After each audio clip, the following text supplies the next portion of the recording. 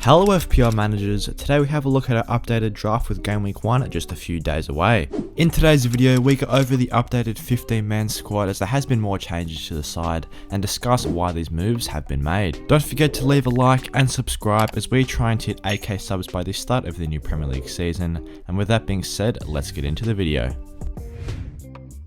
So starting off with the goalkeeper, this is where the first change has been made to the squad as Ramsdale comes in place of David Raya. This move has come about due to a couple of changes in the squad allowing us to spend some extra money on other positions, and I do think Arsenal's defence is definitely one to target this year, especially with a couple of new signings. Furthermore, Arsenal have very good starting 5 fixtures, so I do think since we don't have any outfield players in that Arsenal defence, it's good to capitalise on their backline with the goalkeeper. Ramsdale at just £5 million scored a similar amount of points to Mendy last season, getting himself 135. This came about as he got himself 12 clean sheets and also 14 bonus points as well, as he still offers decent save potential. So since he matches up against Crystal Palace, Leicester, Bournemouth, Fulham and Villa as his first 5 opponents, I expect Ramsdale to make a good start to the new season. Looking towards the defenders now, there has been 2 changes in this starting defence. Alexander-Arnold does remain the same though. He is one that has had a very good pre-season for Liverpool and did actually get himself a goal in the Community Shield final, which was nice to see. Obviously he still is pushing very high up the pitch, almost playing as a midfielder at times, so I definitely think the highest scoring defender last year is an essential pick in my team. He is currently the highest owned defender in FPL with nearly a 57% ownership, and it is with good reason, as not only does he offer great potential at both ends of the pitch, he has good starting fixtures as well. Moving on, Reece James is the second change to the team as he comes in place of his Chelsea teammate Ben Chilwell. This move has been made as Reece James had some very good underlying numbers last season, and there's always the concerns of those Ben Chilwell injuries as he does get injured quite often. Furthermore, with a couple of other differential signings into the squad, I do think it's better to have a good balance of high end and low end players, and that's why we have gone for the more commonly picked Reece James with their 40% ownership. Despite Chilwell departing the side, I still think it's necessary to have that Chelsea defence as they face up against Everton, Spurs, Leeds, Leicester and Southampton in their first 5. Reece James actually had the highest expected FPL points per 90 out of any defender that played at least 800 minutes last year, expected to score nearly 7 points per game. Andy Robertson was new to the latest draft video, but in this draft he does remain in the team as he did look very impressive in that FA Community Shield game. Robertson was making good runs into the box this game, getting very far forward. He did have a big chance with a header at the near post and also provided an assist for his teammate Darwin Núñez. And as the 4th starting defender, it is another change to the team in Kyle Walker. At this current stage with City's fullback situations and defender injuries, I do think Kyle Walker does have that starting spot in fullback nailed down. Obviously there was the departure of Zinchenko and there's been no new signing in that fullback role, so I do think at the moment Kyle Walker will be nailed on for those starting minutes.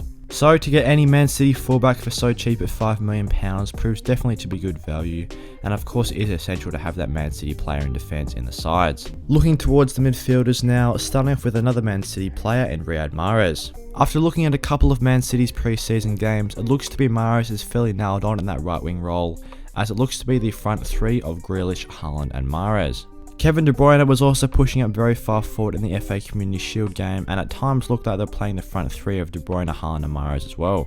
Mahrez did look very involved in this game, having 3 chances to score and also provided an attempted assist for De Bruyne as he couldn't turn home the one-on-one. Mahrez is also on corners as well and some set pieces and hopefully penalties there, so I definitely think at £8 million for a fairly nailed on right winger, he looks to be an exciting pick. Gabriel Martinelli is coming off 2 assists in his most recent pre-season game for Arsenal, as he was providing quite a lot for his teammates during pre-season. He's one that probably won't play the full 90 for Arsenal, but does look fairly nailed to start in most of their games to start the season at least, so at £6 million he's definitely a great way to get into that Arsenal attack. Mo Salah is next up, and it's no surprise to see him here with the captain's armband slapped on him. He faces Fulham away in Game Week 1, which definitely makes him an excellent captaincy contender, and currently he is only the 2nd highest owned player in FPL behind Jesus. His ownership is sitting at 58% right now, and I would strongly encourage the other remaining 42% of managers to get him into the sides, as for me he's an essential pick. He was the top scorer last year, had the highest expected FPL points, had the highest expected goals per 90, and had the most FPL points across the year. Capping off the midfield is Pedro Neto. He is one that I am tossing up whether to rotate between him and Bailey right now, but since Neto was able to provide an assist for Ruben Neves in their most recent game by winning a penalty, he is currently remaining in the team. Neto has had a fairly promising preseason for Wolves, getting himself 3 goals and a couple of assists as well. So for right now, at such a cheap price, I do believe he's the best player at this price tag, and with Wolves' good starting fixtures, he's probably going to be a good short-term option.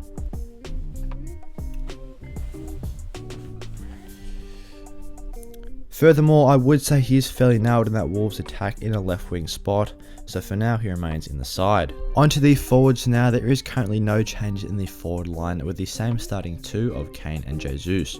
Kane of course impressed in pre-season with 5 goals and 1 assist in 4 appearances for Tottenham, and I do prefer him over Haaland at the minute.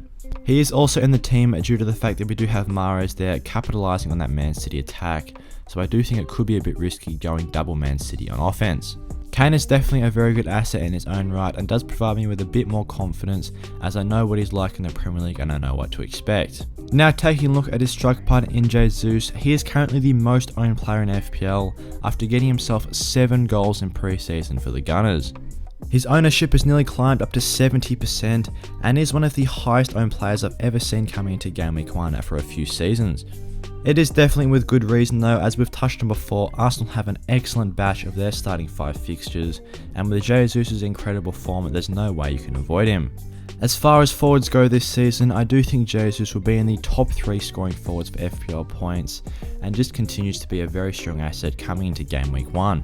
He is getting plenty of service from his teammates and is getting plenty of big chances as well, and he seems to be enjoying his time at Arsenal so far, so for that reason he remains in our side. Onto the bench now. There has been a change to the sub goalkeeper as Klaassen comes in. The Leeds backup did play a lot of games during pre-season, so obviously we do know he's confirmed backup for Leeds, and having these minutes under the belt is always helpful. The other 3 outfield players on the bench do remain the same, as Nico Williams features there in defence, as I am hoping he can get those starting minutes for Forest this year. He is definitely the best £4 million option in FPL at the minute, and that's why we've gone with him. And Andreas Pereira is also probably the best player at his price at 4.5. He looks to be on set pieces as well for Fulham, which is very handy, and of course to get any cam at just 4.5 million that is starting is very good value. And as the third bench option, we have gone with Archer from Aston Villa. He was another one that got a lot of minutes during pre-season, so I do think he will be the third choice striker if Aston Villa do play that 4-4-2 formation. Of course, as far as 4.5s go, there isn't too many playing forwards at the minute, so I do like Archer as my pick. Thanks for watching today's video. If you guys want to become a channel member, then click the join button down below and get featured on the members board at the end of the videos, just like Philip Ash here. Also, don't forget to leave a like and subscribe to show support for the channel and click the notification bell. And with that being said, I'll see you guys in the next one.